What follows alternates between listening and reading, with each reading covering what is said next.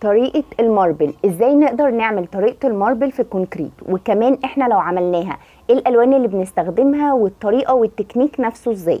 كل ده هنشوفه دلوقتي عملي. وهل احنا واحنا بنصب القطعة بنعمل طريقة الماربل، ولا ده بعد ما القطعة بتاعتي بتخلص وبفنشها؟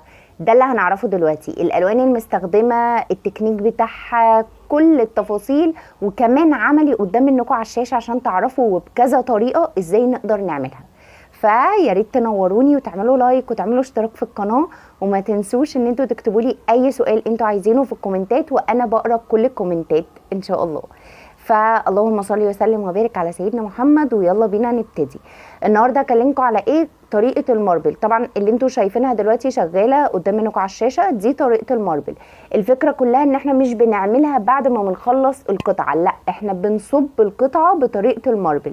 بنستخدم ايه؟ بنستخدم البودر بتاعنا سواء الكونكريت او الماربل، طبعا بالمعيار اللي احنا عارفينه. ولو عايزين تعرفوا المعيار بالظبط تقدروا تشوفوا الفيديوهات اللي قبل كده.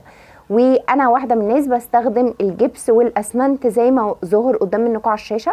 هبتدي ان انا اعمل ايه؟ هبتدي ان انا اجيب مركزات الوان. مركزات الالوان دي احنا بنجيبها من عند بتاع الدهانات او البويه، بنجيبها من عنده. العلبه بتكون عامله حوالي 20-30 جنيه.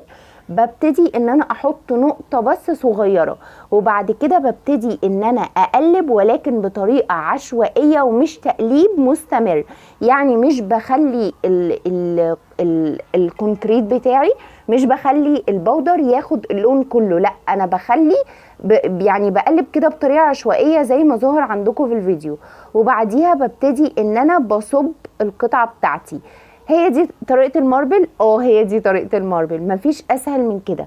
طبعا الطريقة سهلة جدا لاني انا بكون ملوناها قبل ما القطعة تطلع. يعني القطعة ما بتطلعش ابيض سادة كده زي ما ظهر قدام منكم، لا هي بتطلع بتكون القطعة متلونة في اللون الابيض. يعني ما بتكونش كلها لون موحد، لا بيكون اللون الابيض داخل فيه لون تاني.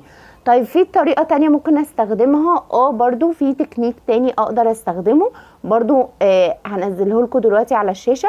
هو ان احنا بنجيب اللونين ونبتدي ان احنا نصبهم مع بعض، فبالتالي بياخد برضو التأثير بتاع الماربل، ولكن ما بيكونش تأثير عشوائي، لا بيكون ظاهر في جزء وجزء تاني لا، وظاهر في جزء وجزء تاني لا.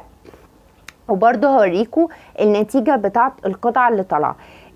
طريقة الماربل دي فايدتها ايه؟ ان هي بتطلع كده الوان عشوائية، واحنا عارفين ان اي الوان عشوائية دون تدخلنا يعني بيدي كده تكنيك حلو ومختلف.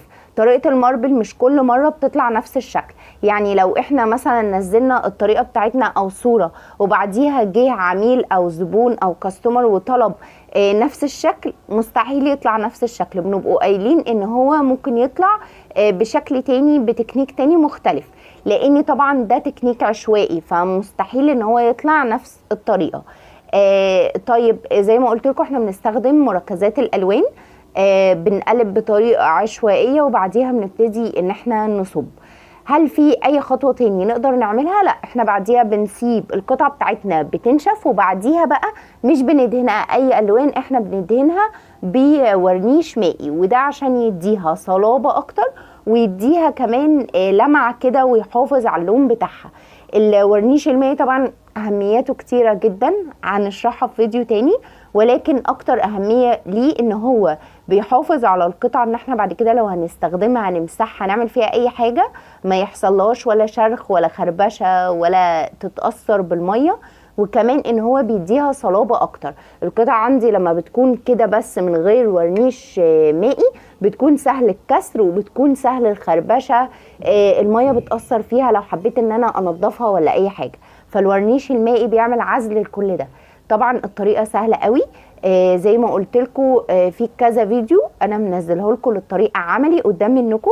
حبيت ان انا اشرح لكم نظري جنب العملي اللي بيحصل عشان تكونوا فاهمين التكنيك بكل بساطه.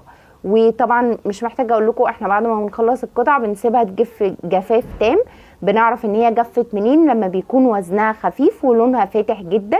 بعديها بنبتدي ندهنها بالورنيش المائي، وبعديها يتم تسليمها للعميل. ده مش هطول عليكم، ده كان كل التفاصيل بخصوص الماربل. وان شاء الله تكون الطريقه عجبتكم. ولو محتاجين تسالوا على اي حاجه يا ريت تكتبوا لي في الكومنتات، وما تنسوش اللايك والشير. باي.